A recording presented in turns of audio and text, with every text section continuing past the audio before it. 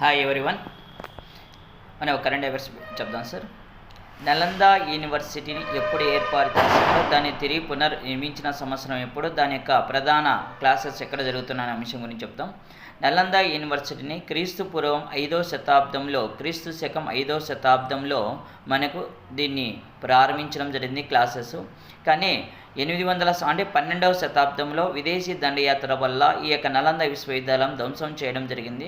తిరిగి భారత రాష్ట్రపతిగా ఉన్నప్పుడు డాక్టర్ ఏపీజే అబ్దుల్ కలాం చేత దాన్ని తిరిగి పునఃప్రారంభించడం జరిగింది. నేటి బీహార్ రాష్ట్రంలో నలంద జిల్లాలో దీన్ని ప్రారంభించడం జరిగింది.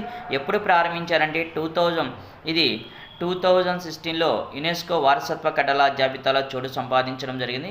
ఇటీవల కాలంలో దీనికి సంబంధించినటువంటి తరగతులను నూతన ప్రాంగణాన్ని ఇక్కడ ప్రారంభించారంటే బీహార్ రాష్ట్రంలో నలంద జిల్లాలోని రాజగిరి నందు నూతన ప్రాంగణాన్ని ప్రారంభించడం జరిగింది.